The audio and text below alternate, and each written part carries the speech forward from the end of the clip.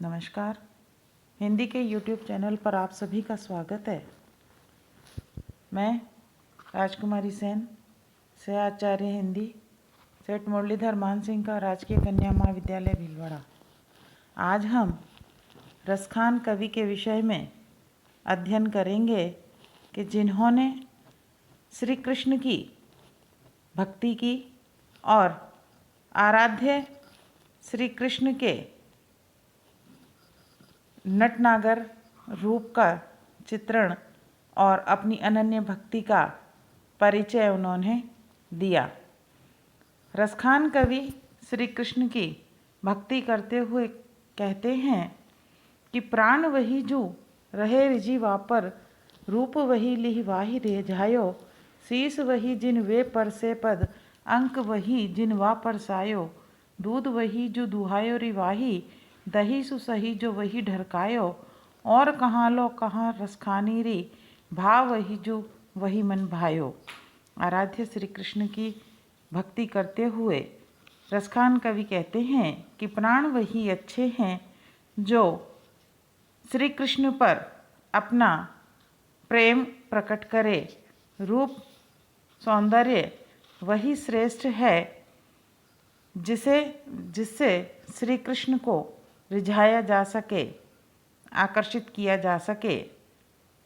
शीश वही भाग्यशाली है जिसने श्री कृष्ण के चरणों का स्पर्श किया, और अंग जो है वही परसायो यानी प्रशंसा करना, कि प्रशंसा के योग्य है जिसका श्री कृष्ण ने स्वयं स्पर्श किया हो। आगे कवि कहते हैं कि दूध वही सबसे अच्छा है जिसे स्वयं श्री कृष्ण ने दुहा है, और दही वही श्रेष्ठ कहा है कि जिसे उन्होंने ग्वाल बाल के साथ लीला करते हुए ढरकाया यानी फैलाया है। रसखान कवि कहते हैं कि श्री कृष्ण की लीलाओं का कहाँ तक वर्णन करूं कि उनकी जो विशेषताएं हैं वह उनका वर्णन नहीं किया जा सकता। और आगे कहते हैं कि स्वभाव जो है वही सबसे अच्छा है जो श्री कृष्ण को अच्छा लगे। कहने का तात्पर्य कि रसखान कवि कहते हैं कि सांसारिक जो वस्तुएं हैं वह तभी सफल मानी जा सकती हैं जिन पर श्री कृष्ण का आशीर्वाद मिला हो। आगे रसखान कवि कहते हैं कि बैन वही उनको गुण गाइयों, कान वही उन बैन सो सानी, हाथ वही उन गात सरे, अरुपाई वही जो उही अनुजानी, जान वही उन प्राण के संग, और मान वही जो करे मनमानी, त्यों रसखानी वही रसखानी, जो है रसखानी सो है रसखानी। कि श्री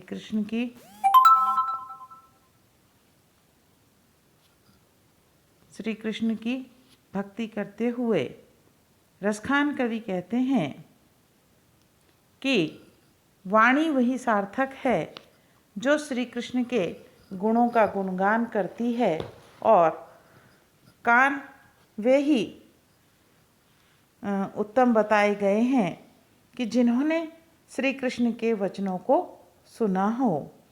और आगे कहते हैं कि हाथ वही श्रेष्ठ हैं जो श्री कृष्ण के शरीर का स्पर्श करे, और पैर भी वही श्रेष्ठ हैं जो श्री कृष्ण के पीछे पीछे चलने वाले हैं। आगे कहते हैं कि जीवन भी वही उत्तम है जो उनके प्राणों के साथ साथ फिरता फिरे। और अंत में रसखान कवि कहते हैं कि मान भी वही भला है जो श्री कृष्ण के दर्शनों के लिए मनमानी करता है। और रसखान कवि कहते हैं कि वही यानी श्री कृष्ण के लिए कि श्री कृष्ण ही उत्तम रस की खान है जो हमको रस आनंद के आधार श्री कृष्ण में आसक्त रखकर आनंद का उपभोग करावें। कि यहाँ रसखान कवि ने अपनी अनन्य भक्ति और समर्पण भाव जो हैं वह कृष्ण के प्रति अभिव्यक्त किए हैं। यहाँ अनुप्रास, अलंकार और सवैया छंद है। आगे कवि कहते हैं कि मानुष हो तो वही रसखानी, बसो ब्रज गोकुल गांव के ग्वारन, जो पशु हो तो कहाँ बस मेरो, चरो नित नंद की धेनु मझारन, पाहन हो तो वही गिरि को, जो धर्यो कर छत्र पुरंदर धारन, जो खग हो तो बसेरो करो मिली कालिंदी कूल कदम्ब की डारन। कि यहाँ भक्ति भावना को प्रकट करते हुए रसखान कवि श्री कृष्ण के प्रेम में अनुरक्त हो जाते हैं और वह श्री कृष्ण के प्रति अपने भावों को अभिव्यक्त करते हुए कहते हैं कि यदि मैं अगले जन्म में पुनः मनुष्य योनि में जन्म लूं तो मेरी ये इच्छा है कि मैं ब्रज में गोकुल गांव के ग्वालों के बीच में निवास करने वाला ग्वाला बनूं, और यदि अगले जन्म में कि मैं पशु बनूं तो फिर भी मैं यही चाहता हूँ कि मैं ऐसी गाय बनूं जो सदा नंद बाबा की गायों के बीच में चरती रहे।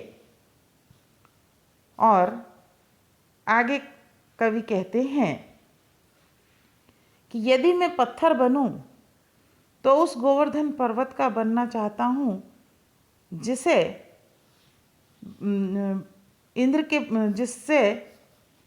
ब्रजभूमि ब्रजवासियों की रक्षा के लिए, कि इंद्र के प्रकोप से बचाने के लिए गोवर्धन पर्वत को श्री कृष्ण ने छत्र की तरह धारण किया था। आगे कहते हैं कि यदि मैं खग यानी पक्षी की पक्षी बनूं तो हमेशा यमुना नदी के तट पर स्थित जो कदम्ब के वृक्ष हैं उन कदम्ब के पेड़ों की डालियों पर अपना निवास करता रहूं। इस प्रकार रसखान कवि कहते हैं कि हर योनि में, जिस भी योनि में मुझे जन्म मिले वही उसी में मैं अपने आराध्य श्री कृष्ण का सामीप्य पाना चाहता हूँ। या लकटी अरु कामरिया पर राजती हूँ पुर को तजिडारो, आठों सिद्धि नवों निधि को सुख नंद की गाय चराई बिसारो, रसखानी कबो इन आँखिन सो ब्रज के बन बाग तड़ाग निहारो, कौटिक रोकल धौत के धाम करील के कुंजन ऊपर वारों। कि रसखान कवि अपने आराध्य श्री कृष्ण का सामीप्य पाने के लिए सभी सुखों का त्याग करने के लिए तत्पर हैं और अपनी भक्ति के माध्यम से कवि कहते हैं कि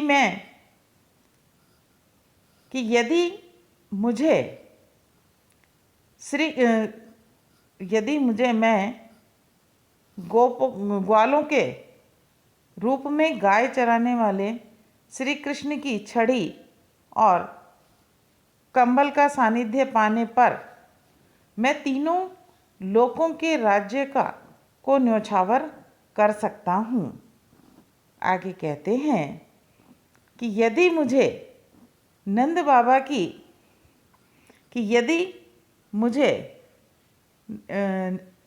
बाबा की गायों को चराने का अवसर प्राप्त हो जाए तो मैं उस सुख के लिए आठों सिद्धि और नौ निधियों का सुख भी छोड़ने को तैयार हूँ।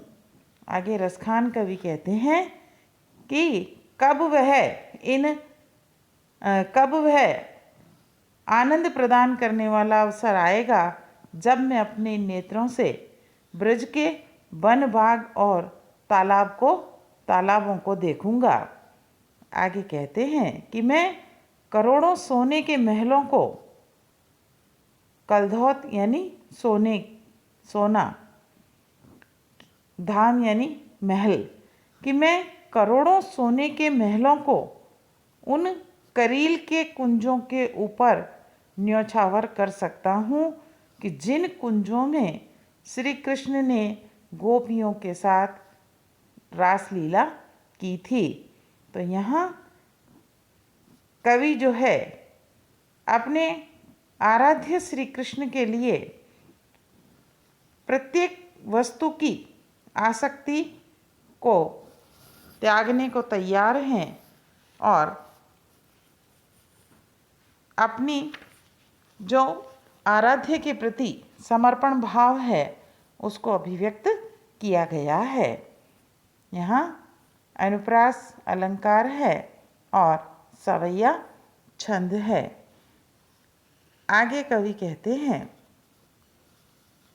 कि शेष गणेश महेश दिनेश सुरेशहु जाहि निरंतर गावें, जाहि अनादि अनंत अखंड अछेद अभेद सुवेद बतावें। नारद से सुख व्यास रहे पचिहारे, तऊ पुनि पार न पावें। ताहि अहीर की छोहरियाँ छछिया भरी छाछ पे नाच नचावें। कि यहाँ रसखान कवि श्री कृष्ण के लीलाओं का चित्रण करते हुए कहते हैं कि जिस परमात्मा स्वरूप ज्ञानी को लोग सारी सृष्टि में ढूंढते रहते हैं और पुराण आदि ग्रंथों में जिनका कि रसखान कवि कहते हैं कि जिन परमात्मा स्वरूप श्री कृष्ण का गुणगान शेषनाग, शेष यानी शेषनाग, गणेश यानी गणेश, महेश यानी शिवजी, दिनेश यानी सूर्य और सुरेशव यानी इंद्र।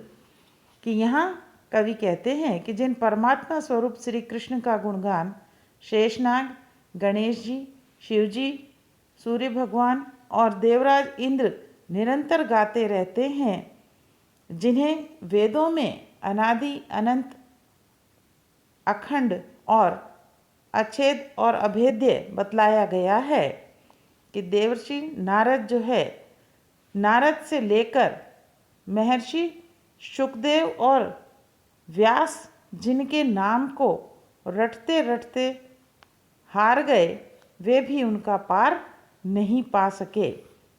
कहने का तात्पर्य कि उस परमात्मा की, श्री कृष्ण की के नाम की महिमा वर्णनातीत हैं। ऐसे प्रभु श्री कृष्ण को अहीर की छोरियां अर्थात जो गोपियां हैं, उन गोपियों ने छाछ का लालच देकर नचाती रही हैं। आगे कहते हैं कि ब्रह्मा में ढूंढ्यो पुराणन गानन वेद ऋचा, सुनी चौगुने चायन, देखियो सुनियो कबहु न, कि वह कैसे स्वरूप कैसे सुभायन। टेरत हेरत हारि पर्यो, रसखानी बतायो न लोग लुगायन। देखो दूरों वह कुंज कुटीर में, बैठो पलोटत राधिका पायन। कि यहाँ कवि ने श्री कृष्ण की लीला का वर्णन करते हुए कहा है कि जिस परमात्मा को ज्ञानी लोग सारी सृष्टि में ढूंढते रहे और पुराणों और अन्य ग्रंथों में जो उनका नाम का गुणगान करते रहे, जिसके रहस्य का ज्ञान प्राप्त करने के लिए वेदों के मंत्रों को, भक्त जो हैं वह वेदों के मंत्रों को चौगुने चाव से गाते हैं, पढ़ते हैं। जिस परमात्मा को न कभी देखा और न ही कभी कहीं सुना गया और जिसके विषय में कहीं कुछ पता नहीं था कि वह परमात्मा कैसा है, उस परमात्मा का स्वरूप कैसा है और उसका स्वभाव कैसा है, इसके विषय में किसी को भी पता नहीं था। कि रसखान कवि कहते हैं कि उस परमात्मा को ढूंढते ढूंढते हेरत यानी ढूंढते ढूंढते लोग थक जाते हैं।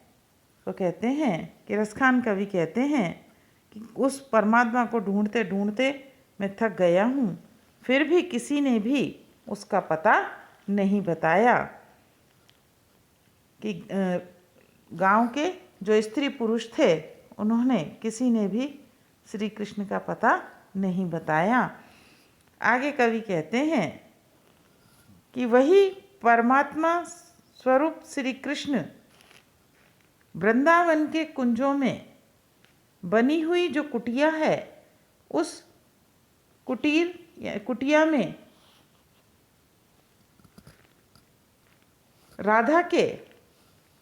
कुटिया में बैठे राधा के पाँवों को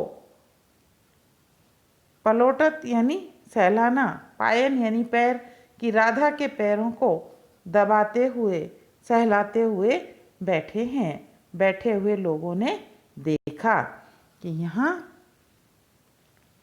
श्री कृष्ण की जो लीला है, उस लीला का वर्णन रसखान कवि ने किया है। यहाँ अनुप्रास, उल्लेख, अलंकार है और सवैया छंद है। कि हमने रसखान कवि के शेष पदों को पढ़ाया है। आप इन्हें पढ़िए, सुनिए, समझिए और इस चैनल को लाइक और सब्सक्राइब अवश्य कीजिए। धन्यवाद।